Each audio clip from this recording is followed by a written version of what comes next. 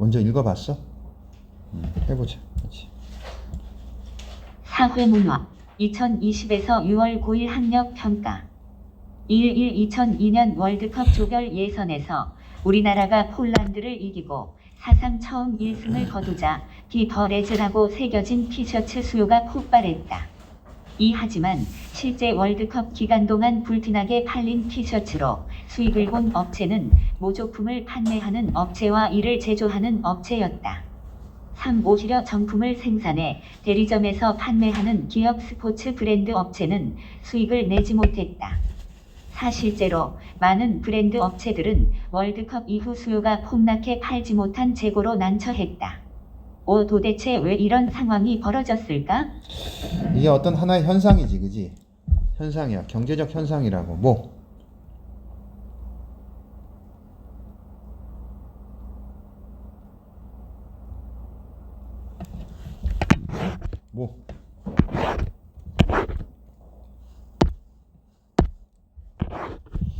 티셔츠 수요가 폭발했는데도 불구하고 수익을 내지 못한 이유지. 되겠지? 그 이유가 뭐냐지. 응? 되겠지? 응? 돌리니? 이일 간단한 문제 같지만 이 현상은 요즘 경영에서 유행처럼 번지는 공급 사슬망 관리의 핵심을 설명해 줄 수 있는 사례이다. 이 공급 사슬망이란 상품의 흐름이 고리처럼 연결되어 있고 이들의 상관관계 또한 서로 긴밀하게 연결되어 있는 것을 말한다. 자, 이게 뭐와 관련 있다? 또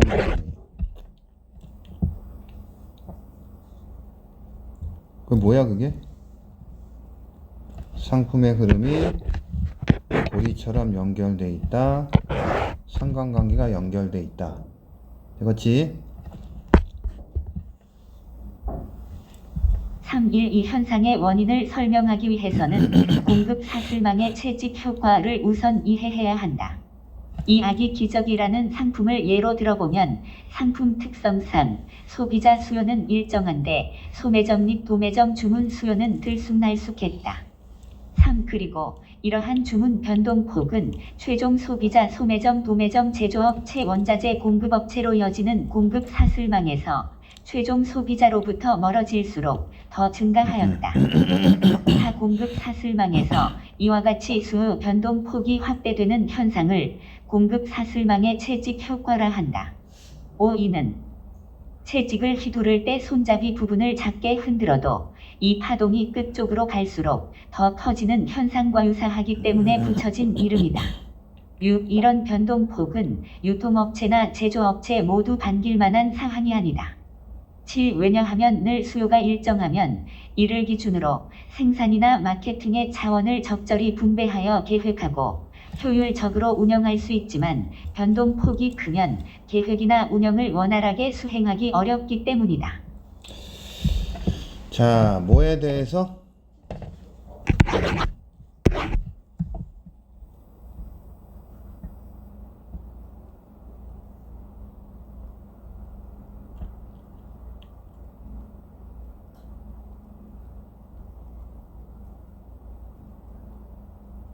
변동폭이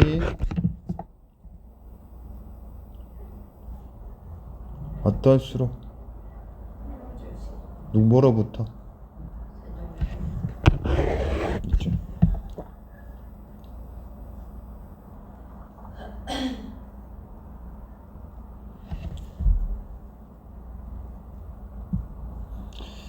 자, 이거 유통업체나 제조업체가 반길 만한 사항이 아니지. 어? 왜? 변동폭이 크면 원활하게 수행하기 어렵기 때문에. 되겠니?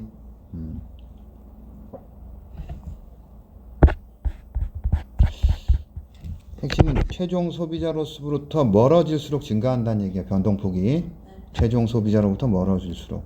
소매점보다 뭐가? 도매점보다는 뭐가? 제조업체의 변동폭이 더 크다는 얘기야. 4일 그렇다면 이런 채찍 효과가 생기는 이유는 무엇일까? 여러 가지 이유가 있지만 첫 번째는 수요의 왜곡이다. 3. 소비자의 수요가 갑자기 늘면 소매점은 앞으로 수요 증가를 기대하는 심리로 기존 주문량보다 더 많은 양을 도매점에 주문하게 된다. 4. 그리고 도매점도 같은 이유로 소매점 주문량보다 더 많은 양을 제조업체에 주문한다. 5. 즉 공급 사슬망에서 최종 소비자로부터 멀어질수록 점점 더 심하게 왜곡되는 현상이 발생하는 것이다. 6. 이러한 왜곡 현상은 공급자가 시장에서 제한적일 때 더 크게 발생한다. 7. 즉 공급자가 한정된 상황에서는 더 많은 양을 주문해야 제품을 공급받기가 수월하기 때문이다. 8. 티셔츠를 공급하는 제조업체에서 물량이 한정돼 있으면 한꺼번에 많은 양을 주문하는 도매업체에게 우선권을 주는 것은 당연하다. 9. 결국 물건을 공급받기 위해서 업체들은 경쟁적으로 더 많은 주문을 해 공급을 보장받으려 한다. 10. 결국 수요의 왜곡이 발생한다. 자, 여기는 그 희귀 효과가 생기는 뭐? 이유 첫 번째 뭐? 수요의 왜곡은 어디서 더 일어나?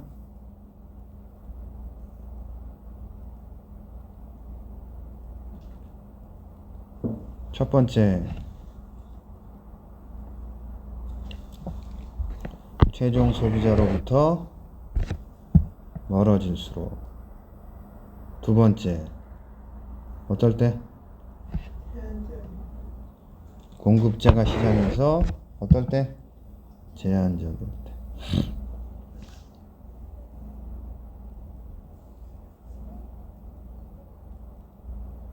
이건 이제 왜 공급자가 제한적일 때 더 크게 발생하는지에 대한 설명이지.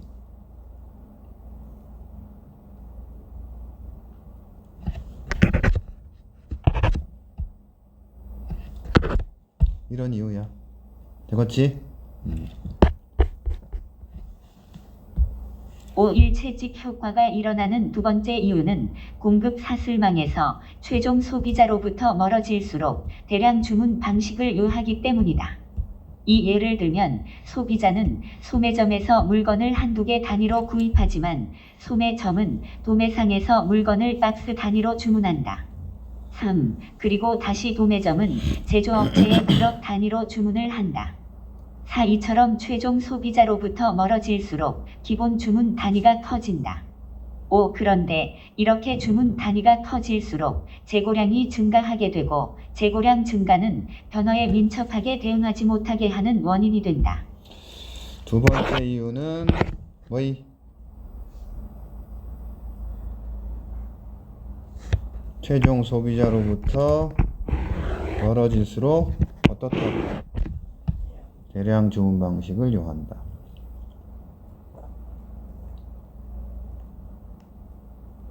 되겠지? 그러면 어떻지? 그럴수록 어때?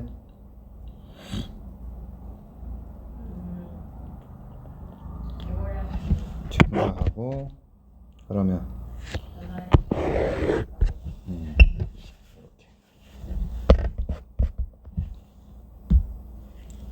6일 채찍 효과의 세 번째 원인은 주문 발주에서 도착까지의 발주 실행 시간에 의한 시차 때문이다. 이 물건을 주문했다고 바로 물건이 도착하지 않는다. 3. 주문을 처리하고 물류가 이동하는 시간이 있기 때문이다. 4. 그런데 문제는 각 공급 사슬망 주체의 발주 실행 시간이 저마다 다르다는 데에 있다. 5. 예를 들어 소매점이 도매점으로 주문을 했을 때 물건을 받기까지 걸리는 시간이 3에서 4일 정도라면 도매점이 제조업체에 주문을 했을 때 물건을 받기까지는 몇 주 정도가 걸릴 수도 있다. 6. 즉 최종 소비자로부터 멀어질수록 이런 물류 이동 시간이 증가하게 된다. 7. 그리고 이처럼 발주 실행 시간이 길어지면 주문량이 많아지고 이는 재고량 증가로 이어질 수 있다. 자, 세 번째 원인은 뭐? 발주 실행 시간의 시차가 어떻지? 어떻게 달라?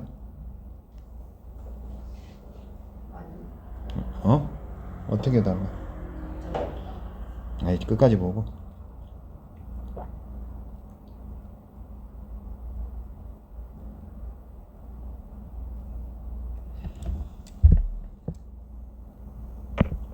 최종 소비자로부터 멀어질수록 어떻다? 물류 이동 시간이 증가한다. 그러면 어때? 주문량이 많아지고. 이건 뭐로 이어져?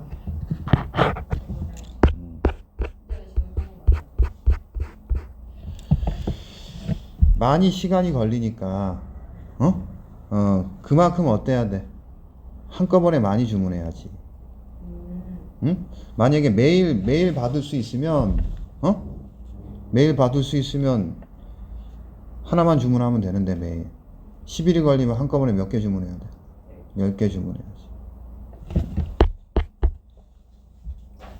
68 수능 국어 비문학 사회문화 2021 312 현상의 원인을 설명하기 위해 공급 사슬망에서 채찍 효과로 인해 발생하는 재고는 기업 입장에서 큰 부담이 될 수 있다.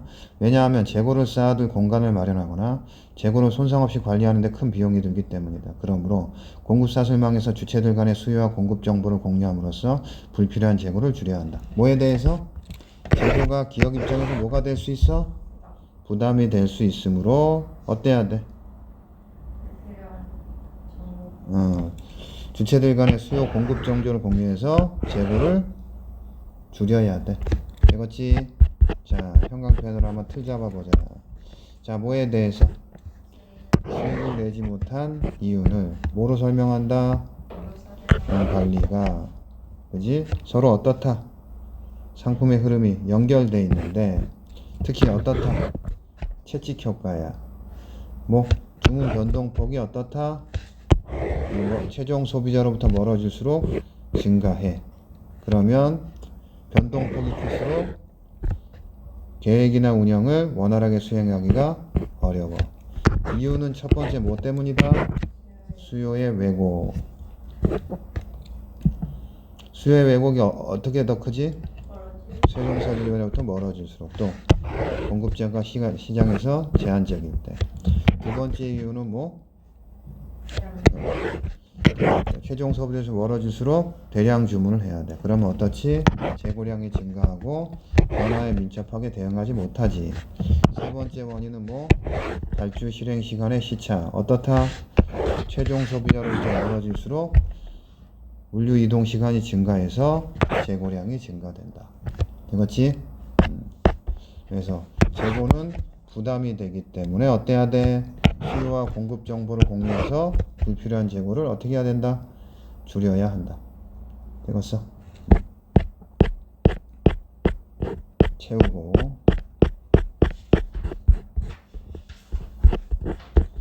사회문화 3강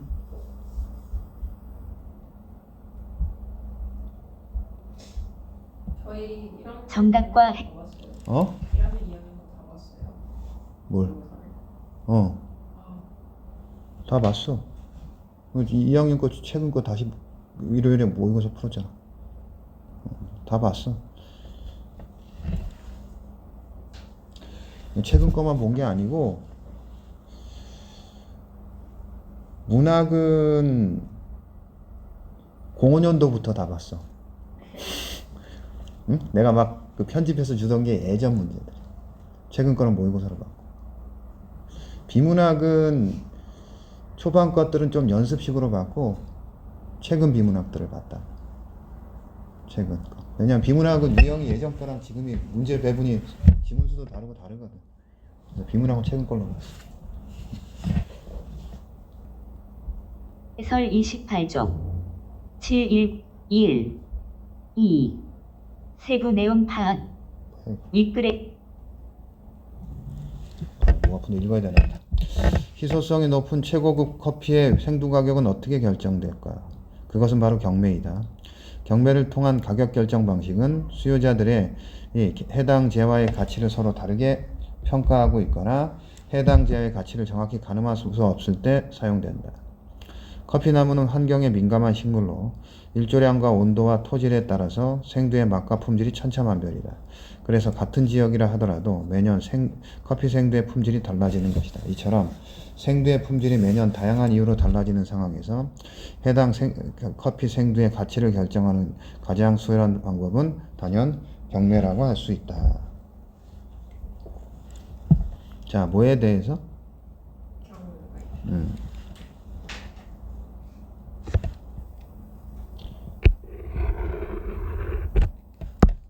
경매를 통한 가격 결정 방식은 첫 번째, 수요자들이 해당 재화의 가치를 서로 다르게 평가하거나, 두 번째, 해당 재화의 가치를 정확히 가늠할 수 없을 때. 천차만별이다, 달라진다. 이게 그 이유야? 그 내용이라고.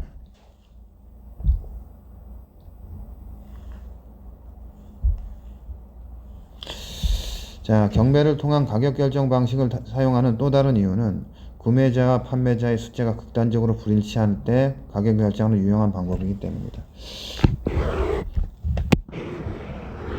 그러면 경매를 통한 가격 방식 첫 번째 되겠지? 두 번째, 그 다음 뭐? 세 번째. 첫 번째 뭐? 가치를 다르게 평가한다. 두 번째, 가치를 정확히 가늠할 수 없다. 세 번째, 구매자와 판매자의 숫자가 극단적으로 불일치할 때다. 되겠어? 특정 재화의 판매자가 한 명인데 이를 구매하는 사람이 여러 명이면 경매를 통해 가장 높은 가격을 지불하고자 하는 사람에게 판매할 수 있다. 최고급 커피 생두 역시 이러한 이유에서 경매로 가격을 결정한다. 이 밖에도 골동품, 미술품 등은 현재 동일한 이유로 경매를 통해 가격을 결정하고 있다. 이와는 반대로 특정 재화의 구매자는 한 명인데 이를 판매하고자 하는 사람이 여러 명일 경우에도 경매는 유용한 방식이다. 가장 저렴한 가격을 제시한 사람에게 구매하면 되기 때문이다. 현대 전투기와 같이 정부만이 유일한 구매자라고 할 수 있는 국방 관련 물품이 일종의 경매인 입찰로 결정된다. 극단적으로 불일치하는 경우는 어떤 경우? 판매자가 한 명인데 구매자가 여럿일 때도 있고, 또 구매자가 한 명인데 판매자가 여럿일 때도 있어. 되겠지? 이때 다 뭐다? 경매. 후자가 입찰이라고. 입찰. 경쟁 입찰.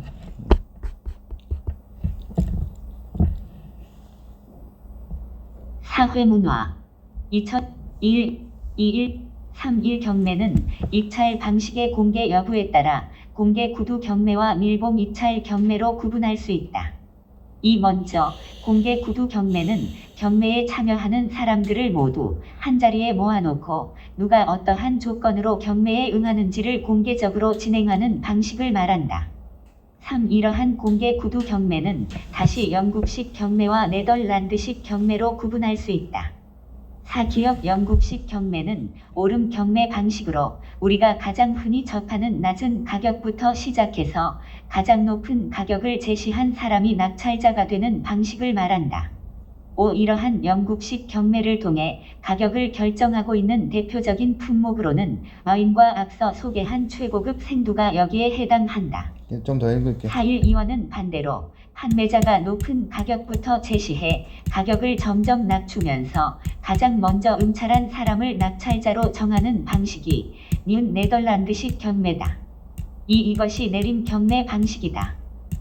내림 경매 방식은 튤립 재배로 유명한 네덜란드에서 오래전부터 이용해오던 방식이며 국내에서도 수산물 도매 시장에서 생선 가격을 결정할 때 이 방식을 통해 가격을 결정한다.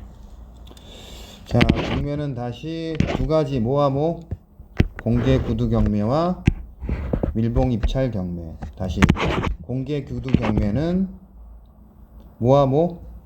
영국식과 네덜란드식 이렇게 한번 읽어서 틀 잡아놓고, 자, 공개 구두 경매는 뭐지? 공개적으로 진행하는 거지. 되겠니? 영국식은 무슨 방식?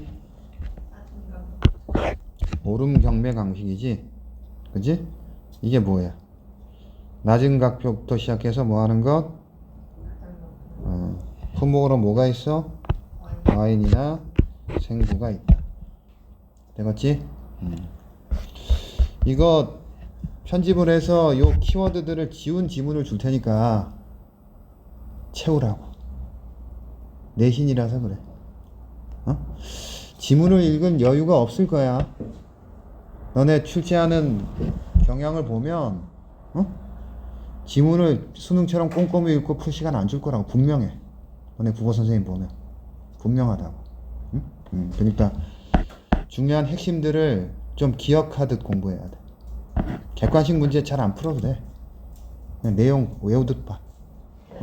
어차피 내용 객관식 문제 다 바꿔낼 거고 문제는 한 번만 풀어보고 푸는 건 보통 평소에 수능 실력으로 푼다는 생각하고 지문이 많기 때문에 지문을 빽빽하게 넣을 수도 있어.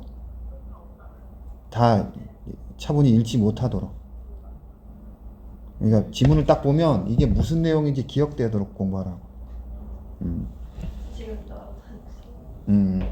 잠깐 그래 갔다. 5일 공개적으로 진행되는 자, 여기 이와는 반대로 자, 네덜란드는 무슨 경제 방식? 내림이라는 것은 높은 가격부터 가격을 낮추는 거지. 그지? 어떤 거?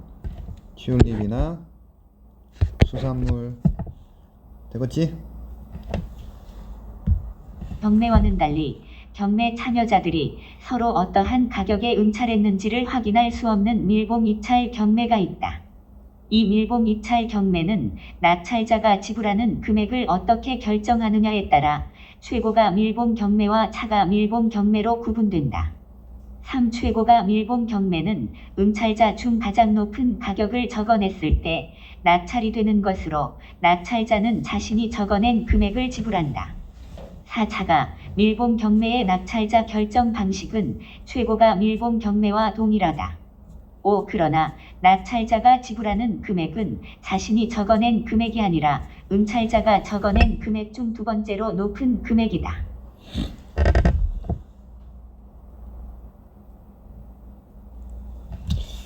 자, 밀봉 경매 입찰이지? 이거 확인할 수 있어 없어? 어떤 가격인지 못한다. 뭐와 뭐가 있지? 최고가와 차가.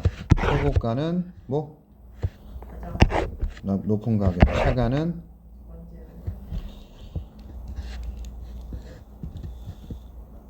응찰자가 적어낸 금액 중 뭐? 두 번째로 높은 거.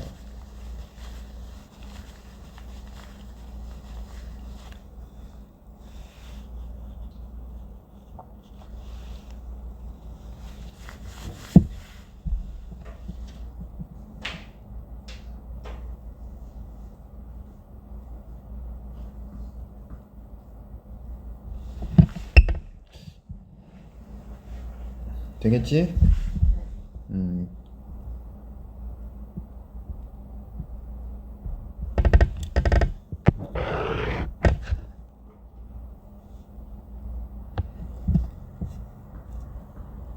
자신이 적어낸 금액, 응찰자가 적어낸 금액 중 뭐 두 번째로 높은 금액. 이게 중요한 거야. 무슨 얘기인지 알겠어?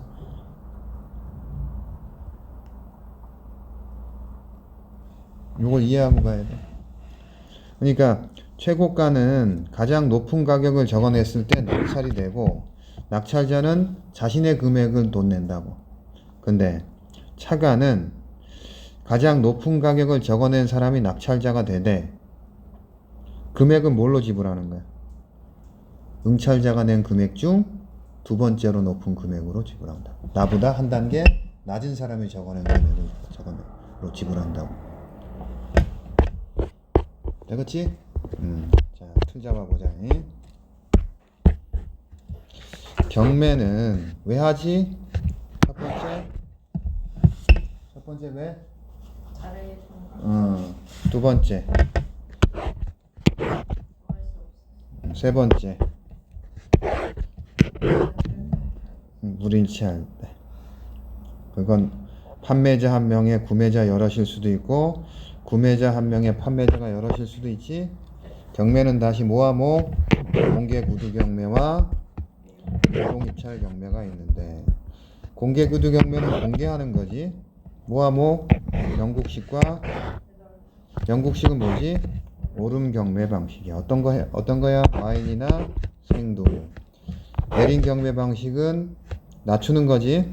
튤립이나 수산물. 예를 들면 밀봉업체 경매는 알 수 없는데 모아모 최고가와 차가다. 최고가는 누가 낙찰받아? 높은 가격을 적어냈을 때 낙찰받고 낙찰자는 자신이 적어낸 금액을 지불하는 거고 차가는 가장 높은 금액을 적어냈을 때 낙찰되되 낙찰자가 적어낸 금액 중 두 번째로 높은 금액을 지불한다. 맞지? 해서 정리해보고 자, 그 다음 기술 3개 읽어보자.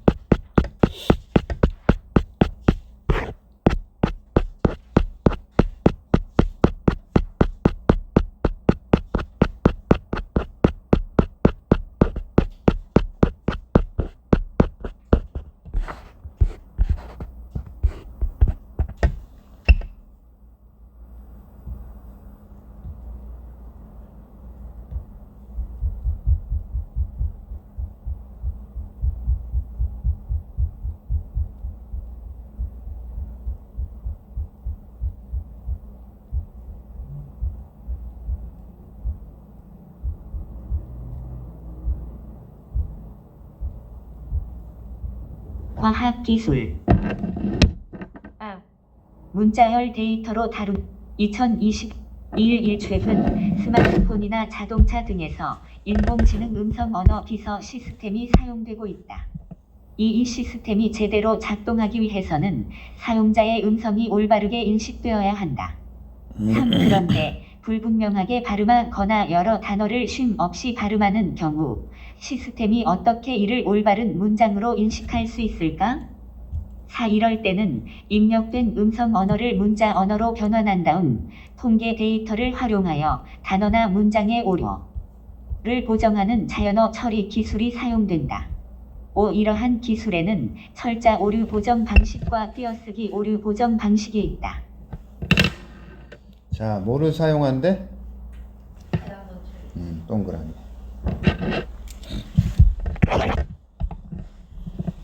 자연어 처리 기술은 왜 쓰는 거야?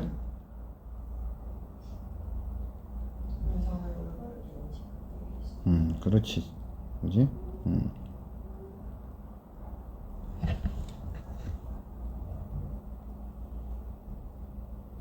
그러니까 불분명하거나 쉼없이 발음해도 어떻게 해야 돼? 올바른 문장으로 인식해야지. 응? 그러려면 어때야 돼? 음성 언어를 뭐로? 문자 언어로 변환하고 그 다음 뭘 사용해서? 활용해서 뭐한다? 오류를 보정. 되겠지? 이게 철자 오류 보정 방식과 띄어쓰기 오류 보정 방식이 있어. 자, 자연의 처리 기술은 음성 언어를 뭐로 바꾸고 문자 언어로 바꾼 다음에 그 다음 통계 데이터를 활용하고 그걸로 오류 보정한다. 그러면 철자 오류 보정 방식이 있고 그 다음에 띄어쓰기 보정이 있겠지, 그지? 이렇게 대상 잡아놓고 2일 철자 오류 보정 방식은 교정 사전과 어휘별 통계 데이터를 기반으로 잘못된 문자열을 올바른 문자열로 바꿔주는 방식이다. 이 철자 오류 보정은 전처리, 오류 문자열 판단, 교정 후보 집합 생성, 최종 교정 문자열 탐색 과정을 거친다. 자, 일단은 뭘 바탕으로?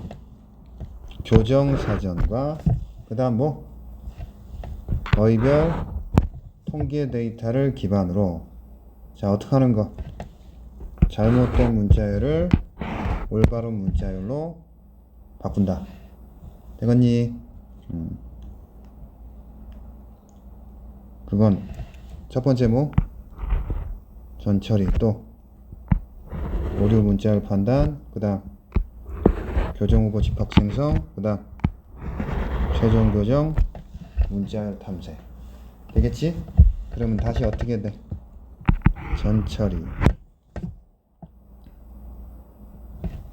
오류 문자열 판단,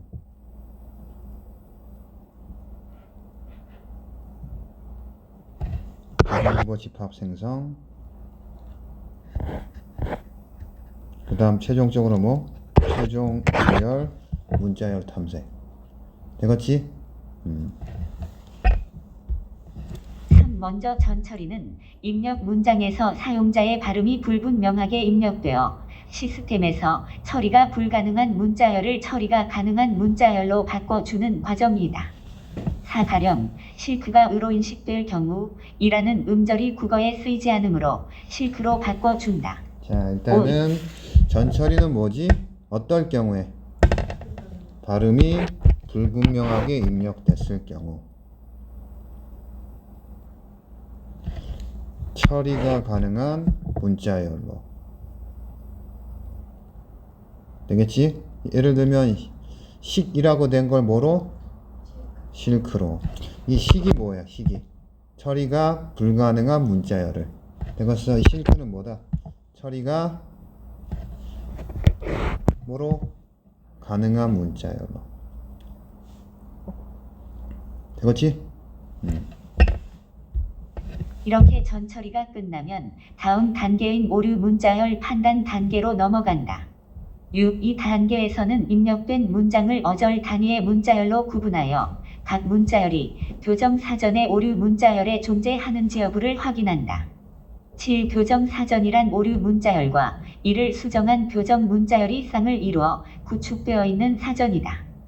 8. 예를 들어 사람들이 자주 틀리는 어휘인 하려고의 경우 교정 사전에 오류 문자열에 하려고, 이를 수정한 교정 문자열에 하려고가 들어가 있다. 오류 문자열 판단은 뭐 하는 거야? 문장을 뭐로? 그래서 자, 뭐 한다?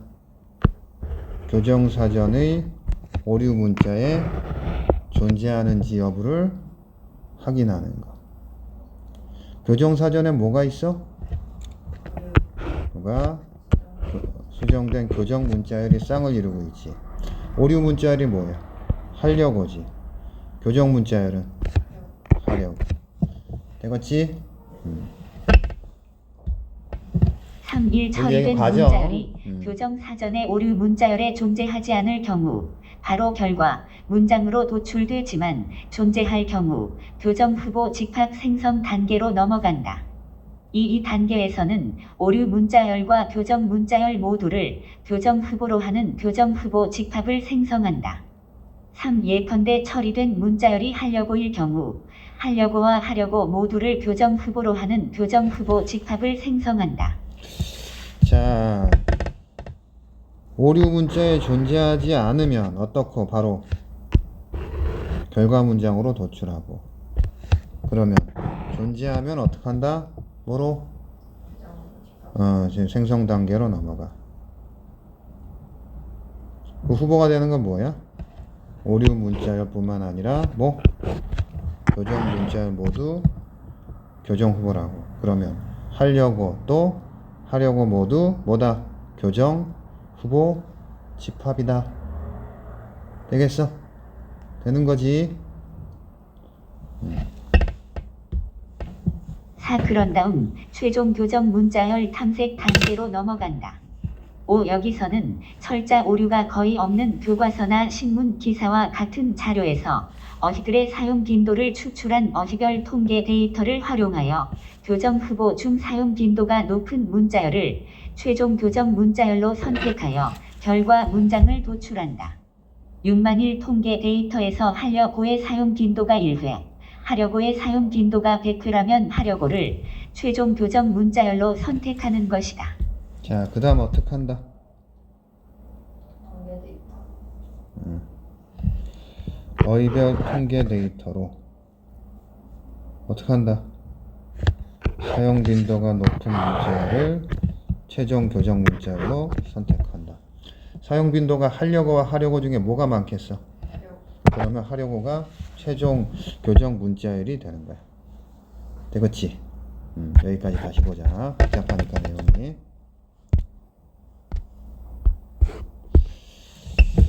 뭐 자연어 처리 기술로 뭐 하는 거다? 오류를 보정하는데 어떻게? 음성 언어를 뭐로? 문자 언어로 변환하고 그 다음 뭘 활용해서? 두 가지가 있어. 뭐와 뭐? 철자 오류와 보정과 띄어쓰기 오류 보정이 있다. 먼저 철자 오류 방식은 먼저 뭐? 전처리, 오류 문자열 판단, 교정후보 집합 생성, 최종 교정 문자열 탐색. 요렇지?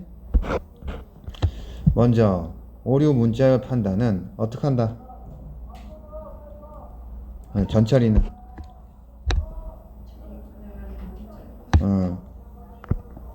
처리가 불가능한 문자열을 뭐? 처리가 가능한 문자열로 바꿔보는 거야. 두 번째 오류 문자열 판단은 어절 단위로 구분해서 어디에? 그지?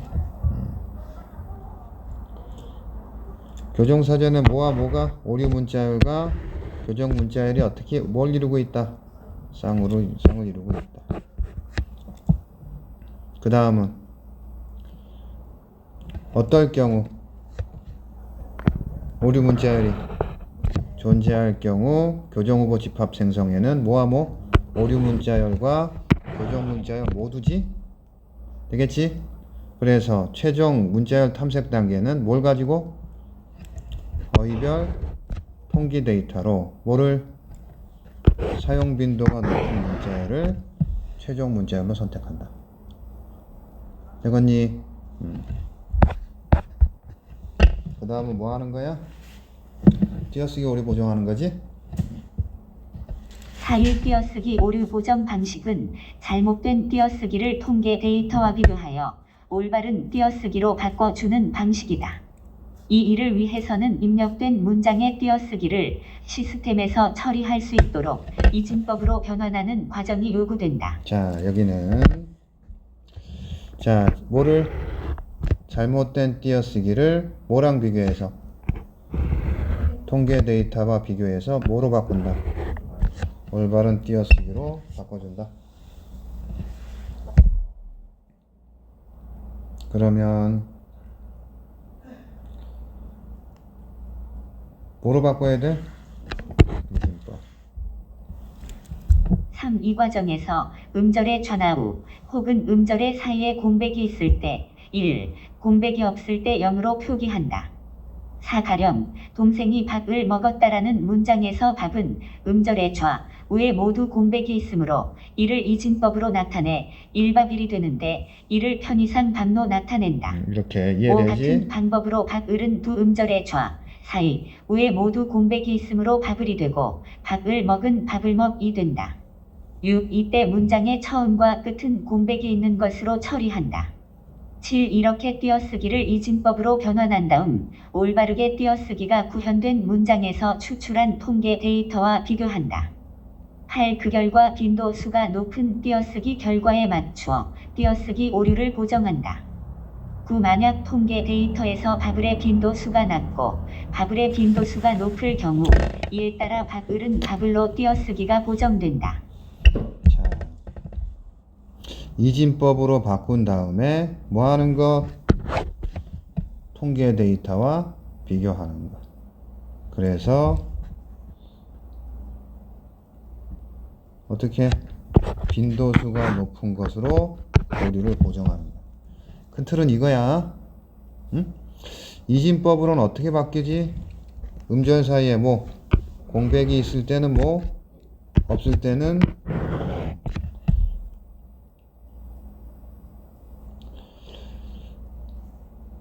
밥 11은 밥 앞과 뒤에 공백이 있는 거지.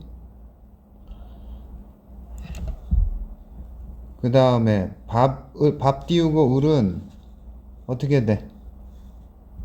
밥과 을 사이에 공백이 있다는 얘기지.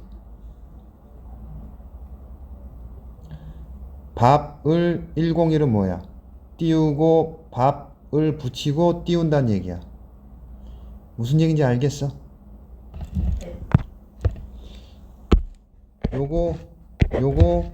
요게 뭔지 알아야 돼. 되지? 밥을 111은 실제로 쓰면 어떻게 써야 돼?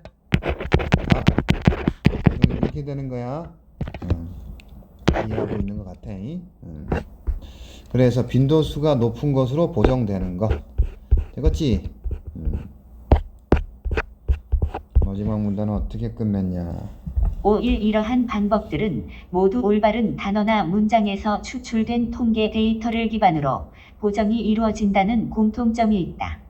이 보정의 정확도를 향상시키기 위해서는 통계 데이터의 양을 늘리는 것이 요구되지만 이 경우 데이터 처리 속도가 감소하게 된다는 단점이 있다. 3. 이러한 문제점을 해결하기 위해 최근 보정의 정확도와 데이터의 처리 속도를 모두 향상시키기 위한 방안이 지속적으로 연구되고 있다. 자, 이 방법들은 뭘 기반으로? 통계 데이터를 기반으로 보정이 이루어지기 때문에 처리 속도는 어때? 감소할 수 있지, 그지? 그래서 정확도와 처리 속도를 모두 향상시킨다. 되겠지? 그 방법이 연구되고 있다. 자, 여기 띄어쓰기 보정 방식 보자. 자, 잘못된 띄어쓰기를 뭐를 가지고? 통계 데이터와 비교해서 뭐 하는 거? 이건 이진법으로 바꾼 뒤에 뭐 해서 통계 데이터와 비교해서 빈도수가 높은 띄어쓰기로 보정하는 거야. 되겠지? 공백이 있을 때 뭐고? 1. 공백이 없을 때 0으로. 되겠어? 자, 보정의 정확도와 데이터의 처리 속도를 모두 향상시키는 방법이 연구되고 있어. 되겠지? 풀고 채우고 해보자. 자, 그 다음에 다 읽어본 거야 이거.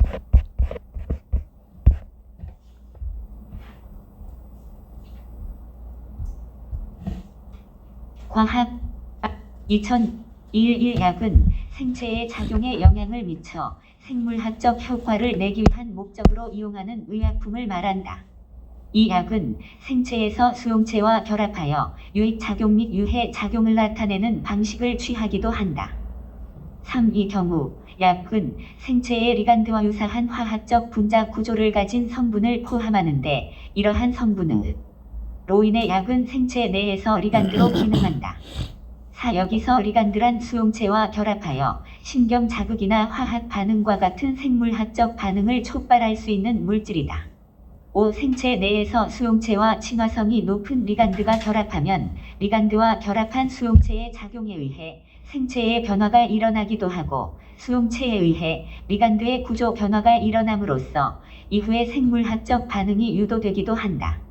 6. 이러한 점에서 약은 특정 수용체와 결합할 수 있는 리간드를 인위적으로 생체에 증가시킴으로써 리간드와 결합한 수용체의 수가 일정 시간 동안 일정 수준 이상이 되게 하여 효과를 낸다고 할 수 있다. 약은 생체 작용에 영향을 미쳐 생물학적 효과를 내기 위한 목적이지. 그지? 응? 그 다음 밑줄 어디다 칠까? 약이 무슨 기능에? 다시 읽어줘. 다시 보고.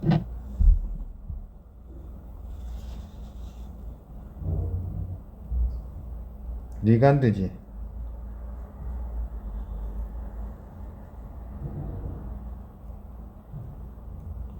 리간드와 수용체가 결합하네요. 뭐가?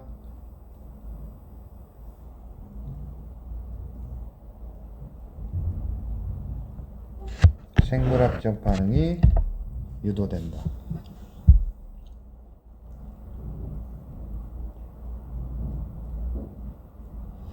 약이 어떻게 하는 거야? 리간드를 증가시켜서 또 리간드와 결합한 수용체 수를 일정 수준 이상이 되게 하여 뭐 하는 거? 효과를 내게 하는 거. 되겠어? 수용체 리간드를 키로 잡아. 응? 내용이 어려우면 다시 보라고. 자, 약은 뭐를 내기 위한다? 어떻게? 리간드와 수용체가 결합하면 뭐가 일어나? 반응이 일어나. 그러면 약은 어떻게 하는 거? 리간드를 증가시켜서 리간드와 결합한 수용체의 수를 증가시켜서 생물학적 효과를 낸다. 되겠어? 뭐를 증가시킨다고 약이?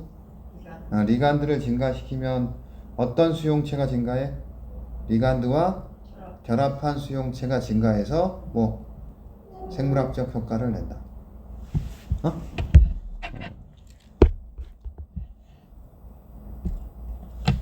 이일 대체로 약은 병원체에 작용하거나 생체에 직접 작용하는 방식으로 생물학적 효과를 낸다. 이 박테리아나 바이러스에 의한 질병의 치료에 활용되는 항생제나 항바이러스제 등은 전자의 방식에 해당하는 경우가 많다. 3. 가령 박테리아에 의한 질병 치료에 사용되는 기억설파제는 인간과 박테리아가 모두 대사 과정에서 엽산이라는 물질을 필요로 하는데 엽산을 섭취하여 사용할 수 있는 인간과 달리 박테리아는 엽산을 스스로 만들어야만 한다는 점을 이용한다. 4. 박테리아는 엽산을 만들기 위한 수용체를 가지고 있는데 파라아미노벤조산이 그 수용체와 결합하여 최종적으로 엽산이 된다. 5. 박테리아에 감염된 환자가 설파제를 복용하면 설파제는 체내에서 화학적 변화를 거쳐 PABA와 분자 구조가 매우 유사한 설파니라마이드가 되어 PABA가 결합할 수용체와 먼저 결합한다. 6. 이로 인해 박테리아는 엽산을 만들지 못하고 결국 죽게 된다. 자, 약은 지금 뭘 내는 거야? 지금 효과를 어떻게? 병원체에 작용하거나 또 생체에 직접 작용하는 거.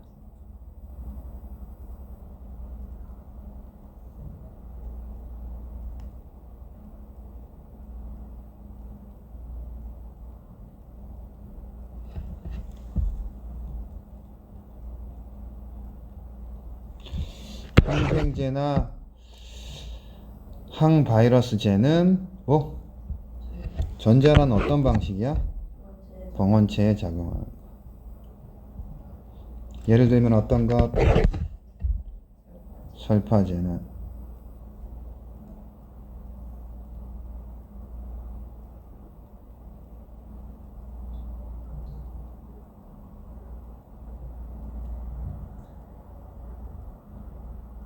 뭐가 되어서 쭉 봐줘. 설파제가 뭐가 돼? 쭉 읽고. 박테리아는 엽산을 어떻게 한다? 스스로 만드는데,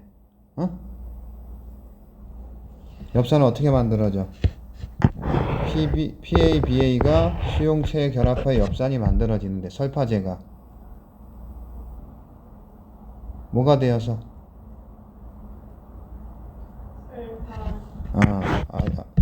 설파제가 설파닐 아마이드가 되어서 수용체와 먼저 결합하니까 어떻게 돼? 엽산을 만들지 못하고 죽는다. 다시 볼게.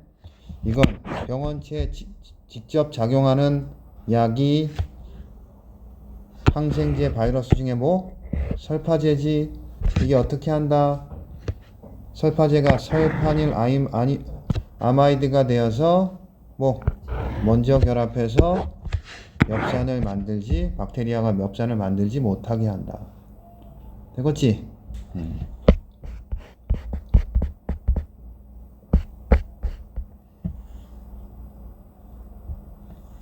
3.1 항바이러스제는 스스로는 증식하지 못하고 다른 세포에 기생하여 DNA 복제 과정을 거치며 증식하는 바이러스의 특성을 활용하여 바이러스에 감염된 세포의 증식을 막는 방식으로 바이러스 확산을 억제하기도 한다.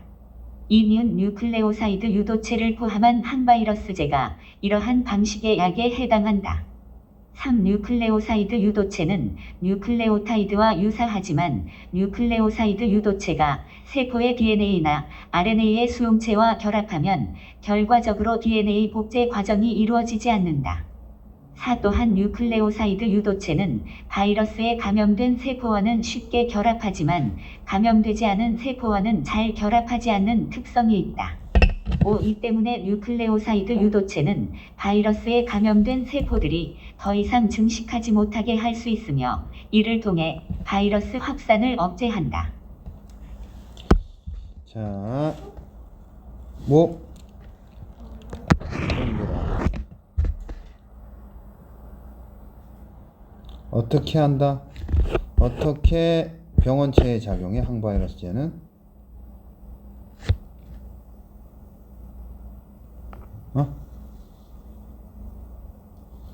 어떻게?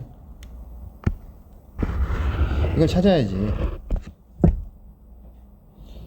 항바이러스제는 바이러스에 감염된 세포의 증식을 막는다고.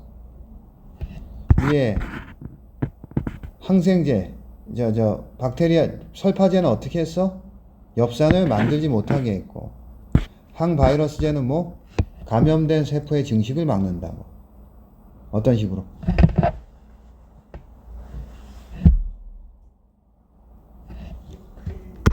이게 어떡한다? 뉴클레오사이드 유도체가 뭐랑? DNA나 RNA 수용체와 결합하면 어떻다? DNA 복제 과정이 이루어지지 않는다는 것은 감염된 세포의 증식을 막는다. 특히 이건 뭐랑만 잘 결합해? 그래서 어떡한다? 감염된 세포들이 증식하지 못하도록 한다. 되겠어? 자, 여기 항바이러스 중에서 뉴클레오사이드 유도체는 뭐랑 결합해서? 수용체와 결합해서 DNA 복제 과정이 이루어지지 않게 한다. 특히 뭐랑? 감염된 세포와 잘 결합해서 증식하지 못하게 한다. 이게 뭐야? 병원체에 작용하는 거지? 그러면 이제 뭐 나오겠어? 생체에 작용하는 약이 나오겠지. 되겠니?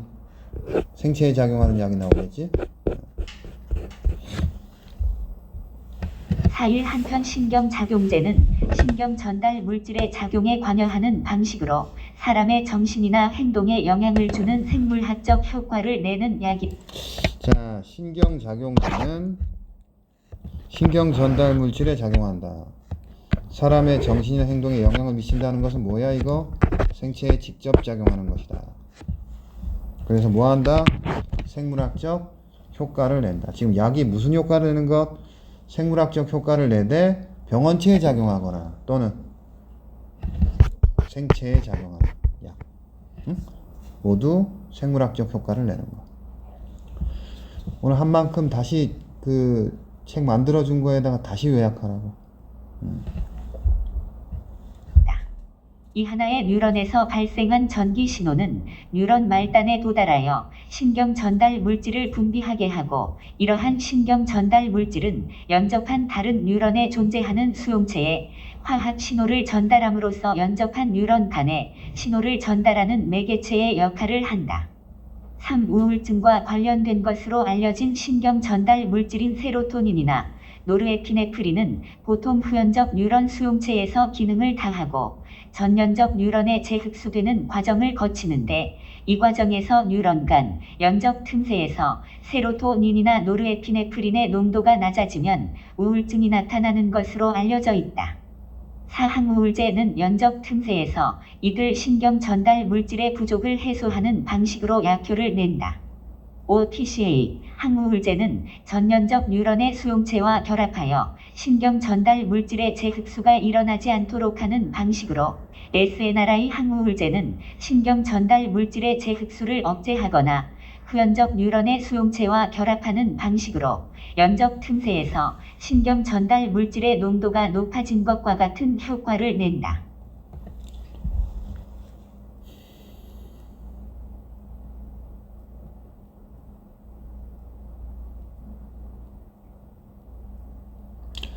우울증 밑줄, 항우울제 밑줄. 자, 한번 보고 이렇게 잡아. 우리 다시 읽어. 우울증 왜 생겨? 우울증 왜 생겨? 뭐가? 세로토닌이나, 다시 말하면 이게 신경전달 물질이지? 되겠지?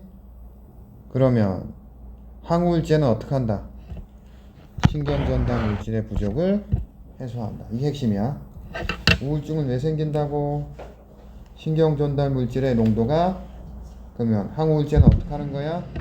신경전달 물질의 부족을 해소한다. 잡은 다음에 다시 읽어.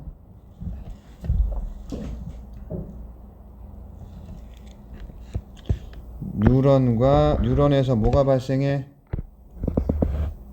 그러면 뭐? 신경전달 물질이 분비된다. 이게 어떻게 되지?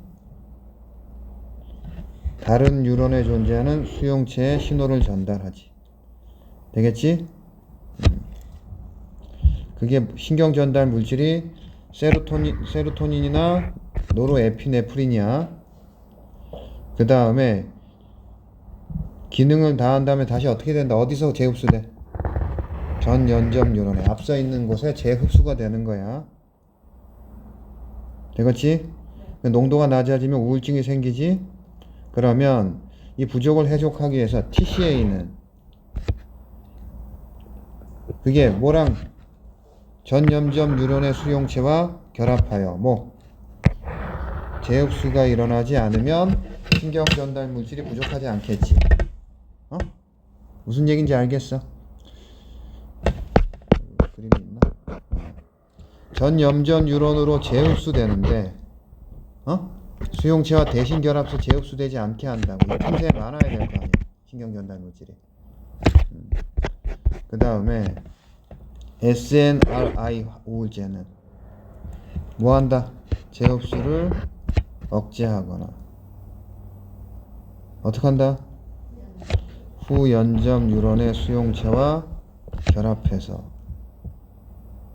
연접 틈새에서 농도가 높아진 것과 같은 효과를 낸다. 되겠지? 그러니까 재흡수를 억제하거나 후연점 뉴런의, 그러니까 TCA는 뭐랑 결합해? 전연점 뉴런의 수용체와 결합하지. SNRI는 후연점 뉴런의 수용체와 결합하여서 농도가 높아진 것과 같은 효과를 낸다. 이거야. 응? 자세한 과정은 모르겠어. 일단 그 정도야. 자, 다시 보자, 과정을. 자, 요것은 뭐에? 생체에 직접 작용하는 거지. 신경작용제는 신경전달 물질에 작용한다는 얘기는 생체에 직접 작용하는 거라고. 우울증 왜 생긴다고? 신경전달 물질의 농도가 낮아지면 생겨. 그러면 항우울제는 어떻게 한다? 부족을 해소하는데 TCA는 뭐야? 전염점 뉴런과 결합하여 재흡수를 억제한다. SNRI는 아마 전염점 뉴런과 결합하여 재흡수를 억제하거나 또는 뭐 후연점 뉴런의 수용체와 결합하여 농도가 높아진 것 같은 효과를 준다. 되겠어?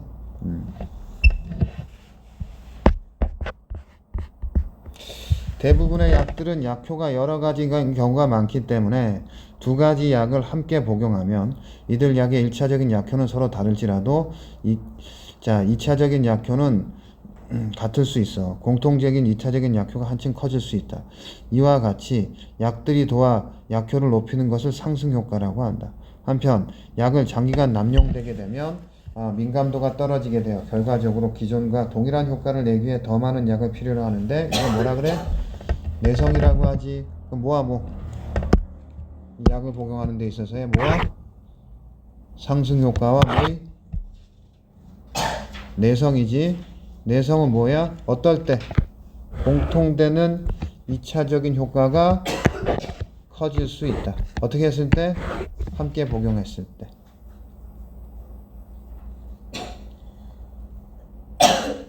그 다음에 내성은 뭐지?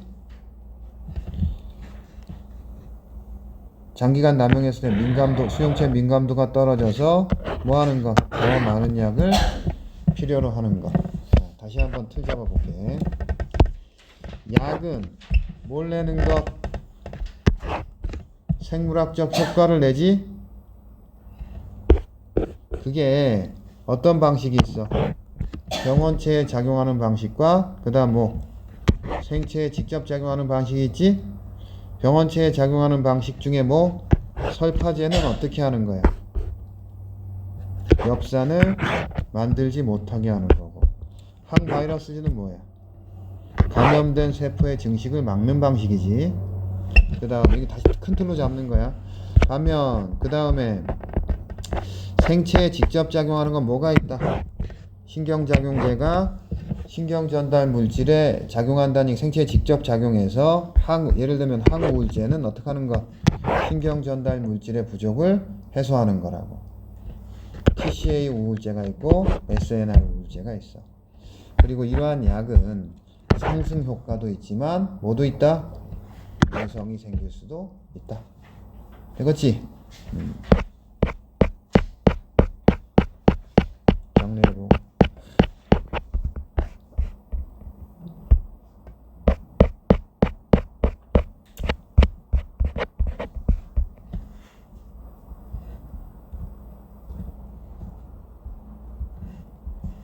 과학 중국 2017 11 인체는 70%가 수분이다. 이 수분은 인체의 세포를 유지하고 세포가 일을 하면서 생성하는 여러 가지 노폐물을 배출하는 데 관여한다. 3. 인체의 세포는 일종의 화력 발전소이다. 4. 연기가 나지 않을 뿐이지 들어오는 음식을 잘 분해하고 연소시켜서 에너지를 만든다. 5. 몸은 이 에너지를 이용하여 축구도 하고 달리기도 한다. 6. 이때 여러 가지 노폐물이 발생하는데 이 노폐물들을 인체 밖으로 내보내야 한다. 7. 그래야만 몸인을 일정한 상태, 즉 항상성을 유지하게 된다. 8. 노폐물을 몸 밖으로 내보내는 역할은 주로 심장이 한다. 자, 뭐에 대해서? 오케이. 잘하네. 그러니까 줄치면서 읽지 말고. 좋네 이거. 좋네. 딱 지금 수능 할 때 아주 훌륭하다. 좋네. 아니 그러니까 기억이 나도 낫지는 간에 지금 서연이는 글 읽을 때 줄치면서 읽잖아. 아닌데요. 이제 안 그래? 네. 알았어. 이렇게 하라고. 한번 읽은 다음에 동그라미 치고 위에서부터 뭐 얘기해? 이렇게 보이니? 이렇게. 그지? 그 과정에서 뭐? 이렇게 잡아줘. 수분 얘기했고, 그 다음 뭐 얘기했어? 세포 얘기했고, 그 다음 뭐? 수분은 뭐 하지? 유지하고 노폐물을 배출한다. 세포에서는 에너지 만들고 뭐 한다? 노폐물을 발생시킨다. 그지? 그래야만 몸이 노폐물, 그래서 이 노폐물을 어떻게 해야 돼? 밖으로 내보내는 게 뭐다? 다시 보면, 자, 봐봐. 세포에서 뭐가 발생해? 노폐물이 발생하면 신장이 수분을 이용해서 노폐물을 배출하겠지. 되겠어? 1. 기억 신장의 주 역할은 노폐물을 걸러내어 오줌으로 내보내는 것이다. 2. 이 일이 진행되는 곳은 네프론이라는 장치인데 심장 하나에 100만 개 정도가 있다. 3. 네프론은 사구체, 보먼주머니, 세뇨관으로 이루어지는데 이곳에서 노폐물이 여과되고 필요한 영양분, 즉 포도당, 수분 등이 재흡수되기도 한다. 4. 포도당은 100% 재흡수되는데 당이 재흡수되지 않고 소변에 섞여 나오면 당뇨병을 의심해 볼 수 있다. 5. 몸 안의 수분량에 따라 수분을 재흡수하는 양이 결정되므로 몸 안에 수분이 적으면 배출하는 수분의 양을 줄인다. 6. 이 때문에 소변이 노랗게 되는데 이것은 몸에 수분이 적다는 신호이다. 신장이 뭐 하는 것? 노폐물을 걸러내어 오줌으로 내보내는 것. 어디서? 네프론이라는 장치에서. 다시 네프론은 뭐? 사구체, 그 다음 보먼주머니, 세뇨관. 여기서 어떻게 되고 노폐물이 여과되고 영양분, 포도당, 수분 등은 어떻게 된다? 재흡수된다.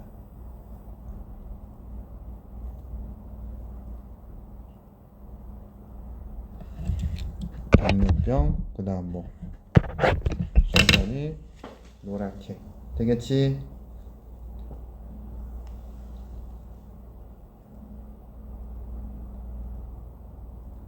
당뇨병은 뭐가? 당이 재흡수되지 않을 때. 소변이 노란 건 뭐 때문에?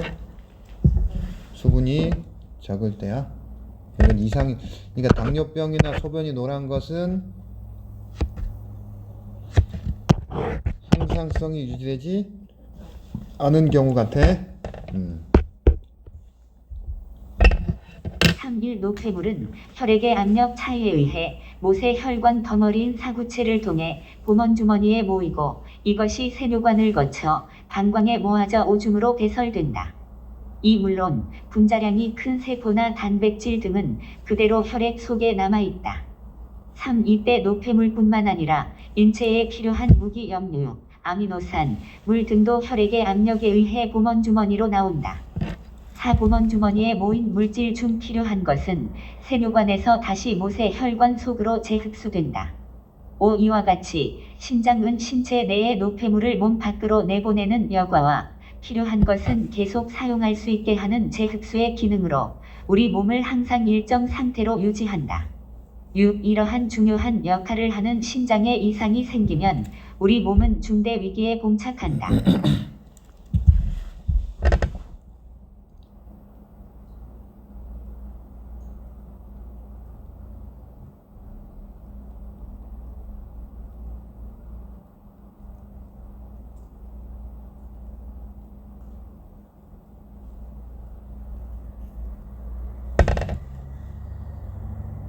지금 뭐 얘기한 거야, 이거?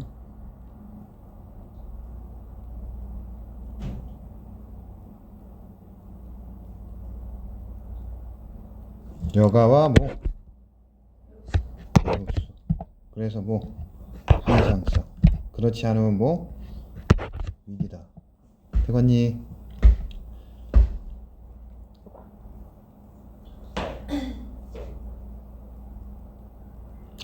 자, 노폐물이 어디로 가? 사구체를 통해 어디로 가? 그리고 이게 어디를 거쳐서 어디로 가서 그리고 모둠으로 배설된다. 그리고 분자량이 큰 세포나 단백질은 어디에? 혈액에. 그 다음에 무기염류, 아미노산, 물 들은 것도 어떻다? 보먼주머니에 나왔는데 보먼주에 모인 물질 중 필요한 것은 어떻게 돼야 돼? 세뇨관에서 다시 어디로? 모세혈관으로 뭐 해야 돼? 재흡수돼야 돼. 되겠지? 그러면 여기 복잡하면 내용 여가와 뭐로 잡았어? 재흡수. 여가돼야 되는 게 뭐예요? 노폐물이야. 재흡수돼야 되는 것은 필요한 거. 얘는 세포나 단백질은 원래 혈액 속에 있다. 그러니까 여과라는 것은 혈액에서 어디로? 밖으로 빠져나가야지. 빠져나가서 어떻게? 오줌으로 배출돼야 되고. 그 다음에 필요한 건 어떻게 돼야 돼? 혈액으로 재흡수돼야 돼. 되겠지?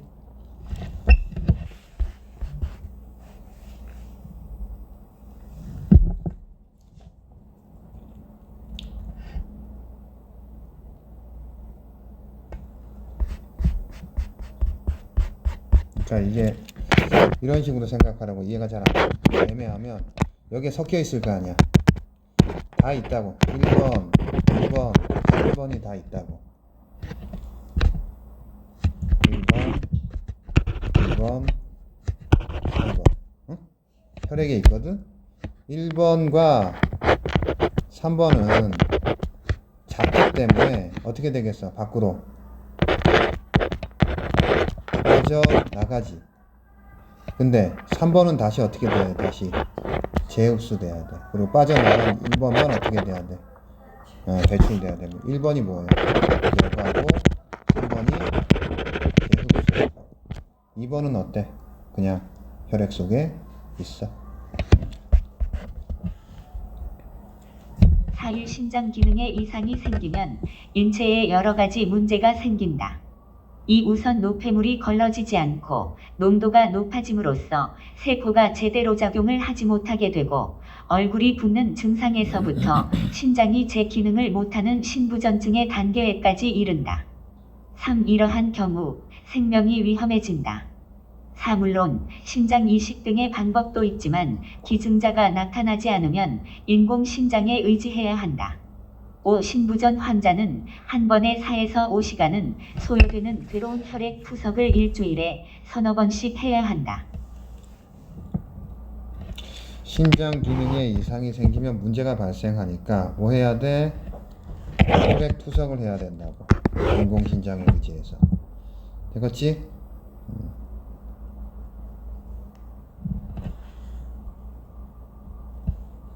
5일 사실 니은 인공신장은 정확한 말이 아니다.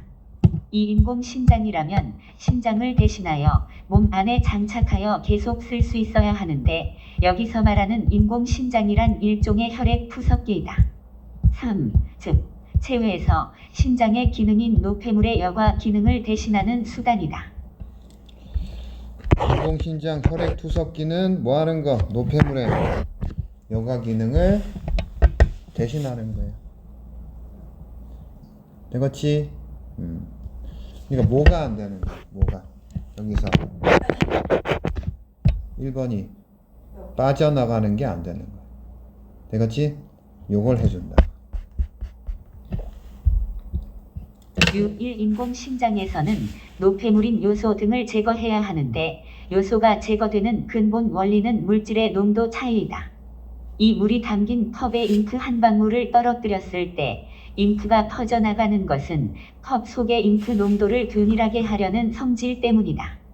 3. 노폐물인 요소도 농도가 높은 곳에서 낮은 곳으로 이동한다. 4. 인공신장에서도 같은 원리로 노폐물이 제거된다. 5. 즉 반투막을 사이에 두고 한쪽에는 노폐물이 있는 혈액을 통과시키고 다른 한쪽에는 노폐물이 없는 투석액을 통과시키면 노폐물은 농도 차이에 의해 농도가 높은 혈액에서 낮은 투석액으로 이동한다. 6. 물론 혈액 속의 세포들과 분자량이 큰 단백질 등은 반투막을 통과하지 못하므로 다시 몸속으로 들어간다.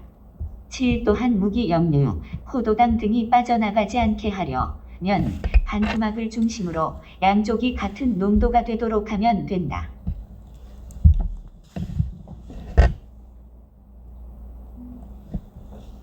어떻게? 노폐물을 제거하는 레폰 원리가 뭐다? 온도차에 의해서. 어디서 어디로? 농도가 높은 곳에서 낮은 곳으로. 반투막 밑줄 치고.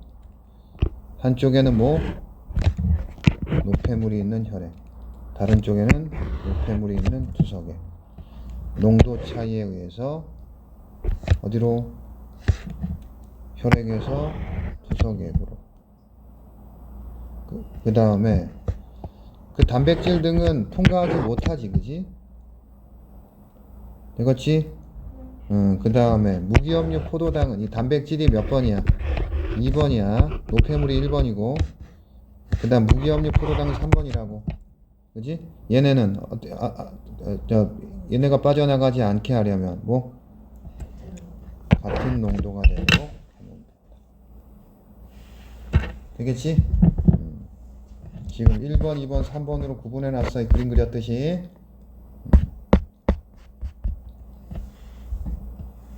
7. 실제 병원에서 쓰이는 혈액 투석기는 간은 여과관이 여러 개 모여있는 구조의 중공사막을 사용한다. 이 간은 여과관이 수백 개 다발로 있기 때문에 빠른 속도로 투석을 진행할 수 있다. 삼혈액이 흐르는 방향과 투석액이 흐르는 방향이 같으면 처음에는 노폐물 농도 차이가 있어서 노폐물이 이동하지만 농도가 비슷해지면 노폐물의 이동이 줄어든다. 따라서 혈액과 투석액이 서로 반대 방향으로 흐르도록 해 노폐물의 농도 차이가 일정하게 유지되도록 한다. 실제 병원에 쓰는 투석기는 중공사막을 이용해서 빠른 속도로 또 서로 반대 방향으로 흐르도록 해서 노폐물의 농도 차이를 일정하게 유지해서 계속 노폐물의 이동이 줄어들지 않도록 하는 거지. 되겠지? 자, 노폐물을 밖으로 내보내는 신장의 역할. 그지? 신장에서 네프론. 되겠지? 노폐물 1번, 큰 세포나 단백질 2번, 무기염류 아미노산 3번이야. 노폐물은 어떻게 해야 되고, 여과해야 되고, 무기염류 아미노산 물 등은 뭐 해야 돼? 재흡수해야지. 근데 이상이 있을 때 혈액 투석해야 되지. 노폐물의 여과 기능을 대신하는 건데 뭐로? 농도차로. 농도 어떻다? 노폐물은 요소도 농도가 높은 곳에서 낮은 곳으로. 노폐물은 투석액 쪽으로. 그지? 단백질은 그대로 있고. 무기염류 포도당은 어떻게 해야 돼? 투석액과 혈액 사이의 농도를 같게 해야 된다고. 되겠지? 되겠어? 무기염료 포도당의 농도는 어떻게 하고? 같게 해야 돼. 그래야 어때? 무기염료 포도당이 빠져나가지 않겠지. 그러면서 농도 차이는 뭘 둔다? 노폐물의 농도 차이를 두는 거야. 요소의 농도 차이를 두면 요소가 어떻게 써? 어디로? 투석액 쪽으로 빠져나가겠지. 되겠지? 실제 투석기는 여러 개 모아서 빠른 속도로 서로 반대 방향으로 해서 농도 차이가 일정하게 유지되도록 한다. 되겠어? 이렇게 해서 3개 했어잉. 토요일에 11시에 오자잉.